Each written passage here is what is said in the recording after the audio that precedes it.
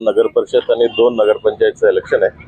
त्याच्या इलेक्शनच्या अनुषंगाने आपला पूर्ण जिल्हाभरात 1700 पोलीस कॉन्स्टेबल, 1800 होमगार्ड आणि 3 कंपनीचे SRPF असं तैनाती करण्यात आलेलं आहे. आणि आमचं पूर्वतयारी आम्ही चांगल्या पद्धतीने केलं होतं. जे उपद्रवी लोकांना हद्दीतून बाहेर काढले होते आणि आज देखील म्हणजे सर्व ठिकाणी आपलं बूथवरती, बूथच्या बाहेर आणि पेट्रोलिंगवरती आणि स्ट्रायकिंग चांगल्या पद्धतीने कार्यरत आहेत.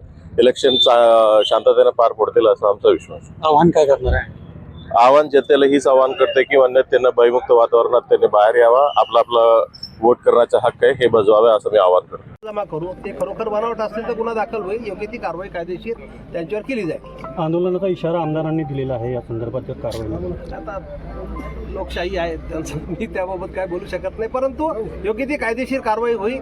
कुठलाही बनावट मतदार इथे येणार नाही. योग्य ते म्हणजे आचारसंहितेचं पुरेपूर पालन केलं जाईल आणि पोलीस आणि हे जे महसूलचे कर्मचारी आहे, निवडणूक कर्मचारी, हे निष्पक्ष आहेत. आम्ही सर्व निष्पक्ष आहोत आणि एकदम लोकशाही पद्धतीने इथे मतदान प्रक्रिया पार पडेल असं माझा विश्वास आहे. आमदारांनी हे निर्देशन आणून दिलेलं आहे. अशा प्रकारचं आणखी चुक्या पद्धतीने सुरू असेल तर त्याचं काय? नाही, आता ते प्रिसाइडिंग अधिकारी यांनी पकडून देण्याचं काम आहे. त्यांनी ते चेक करायचं काम आहे. पोलिसांचं काम फक्त बंदोबस्त करण्याचं आहे. त्यांनी ताब्यात दिलं तर आम्ही कारवाई करू ना. ठीक आहे, धन्यवाद. एकूण किती मतदार आहेत? आता त्यांचीच बिओलो असले किती मतदार आहेत? एक गुन्हा दाखल करण्यात आलेला. नेमकी काय घटना घडली होती आणि काय गुन्हा दाखल झाला? आज मुक्ताईनगरच्या नगर परिषदेच्या निवडणुका चालू होत्या आणि 4:30-5 वाजण्याच्या दरम्यान एक जहांगीर अहमद खान म्हणून एक फिर्यादी आहेत कंप्लेनर, तर त्यांच्या सुनबाई तिथे इलेक्शनला उभ्या होत्या. तर त्यांचे दीर हे काय वोटिंग करण्याकरता आतमध्ये बूथमध्ये गेले होते. तर त्यावेळी हे कार्यकर्ते समोरासमोर आले, म्हणजे माननीय आमदार साहेबांचे कार्यकर्ते, आणि हे समोरासमोर आले आणि त्यांच्यात काही वादावादी झाली, धक्काबुक्की झालेली आहे. तर त्याबाबत एक गुन्हा दाखल करण्यात आलेला आहे. काय कलम आहे? काय कलम?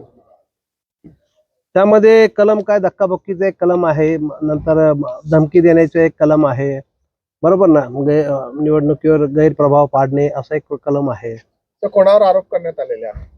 आरोप कार्यकर्ते आहेत ना, हे शिवसेनेचे कार्यकर्त्यावर आरोप आहे. पण रक्षक खडसेंचा असा आरोप आहे की आमदार स्वतः तिथे होते, त्यांच्या समोर आमदारांचं पण FIR मध्ये नाव आहे असं ते सांगतात. तसं काही आहे?